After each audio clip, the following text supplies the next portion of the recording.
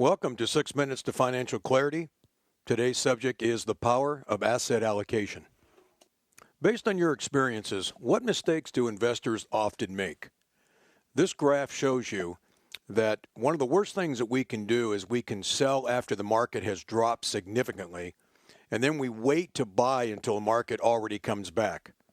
We want to chase, in other words, last year's or last season's hot investment, and we tend to get in and out at the wrong time because it's emotional, and that's the way we often invest.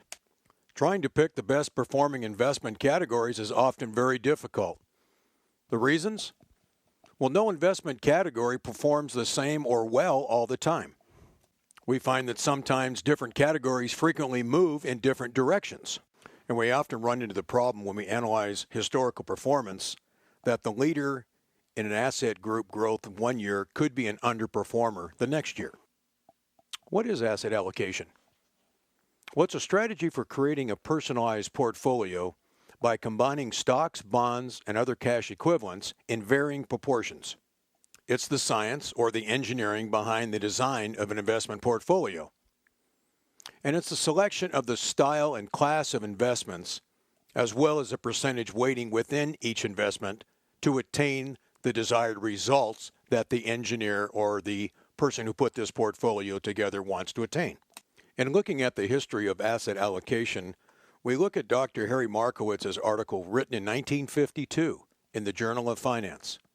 And this helped develop the concept of the efficient portfolio that shows the highest potential return for any given level of risk or the lowest level of risk for a potential return. These ideas form the core of the asset allocation model. So why is asset allocation important? Well, the proper allocation can lower the overall risk to a portfolio and therefore enhance the returns. A specific investment mix that you choose may directly affect the potential return. Individual asset classes may respond differently to the same market conditions. So this is all very important when you're talking about how to properly allocate your assets to attain your needs. Just what is an asset class? Well, there are three traditional asset classes. There are stocks, which tend to involve higher risk, but have conversely provided pretty good returns over time. There are bonds, which is basically an IOU of a corporation or government agency that says, if you give me so much money, I'll give you so much interest over time, and then I'll give you your money back. Now, they tend to involve less risk, but they also produce more conservative returns, and they may be used to provide portfolio income down the road when you need it. Then there are cash equivalents. Now, cash equivalents could be your money market accounts, the CDs, savings accounts. They tend to be the least risky and thus provide the most conservative returns. They're used mainly to hang on to principal and to give some income also down the road. The magic, of course, is finding the right mix of these asset classes. The elements involved in the creation of an asset allocation model are expectations for return, what's your time horizon for needing this money, and also what's your risk tolerance. And that, of course, is when are you going to retire, how old you are, how much other money you have. There's a very important question that you must ask yourself in all this. Are you willing to take on more risk for your investment performance in order to exceed the expectations of performance that you've been led to believe you must have? Because all investment options have risk. Question is, how much are you willing to take? You may find that you're already taking on more risk than you need to be taking, and you need a good advisor to help you discern that level of risk that works for you and your future.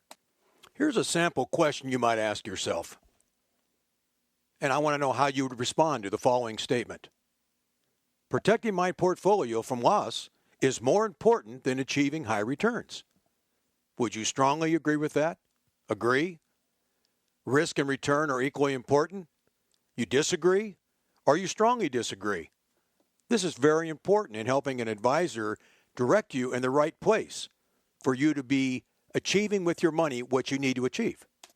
Another sample question you might be asked would be, how would you best describe the depth and length of your investment experience?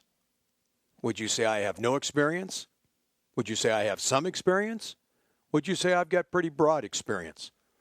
It's another question your advisor needs to be asking you so that you and that person can get on the same page regarding your money.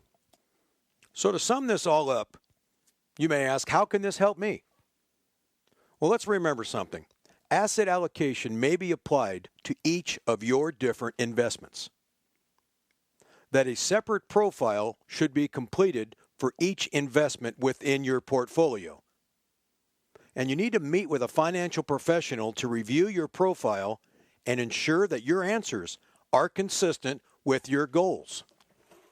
Many people find out a couple things, that they're more conservative than they thought, and that they still can achieve their goals with less risk, but with a solid financial plan that doesn't lose money and gets a steady gain.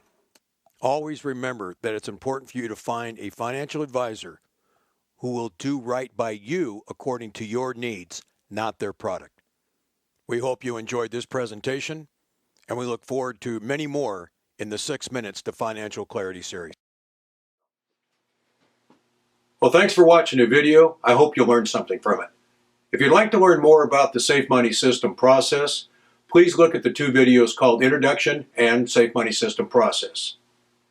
Also, in the section down below in description, I'd like to give you a free copy of my book, The Safe Money System. You can download it there by clicking on the link. It's my gift to you. I hope it's a blessing to you. Thanks for joining us here on YouTube.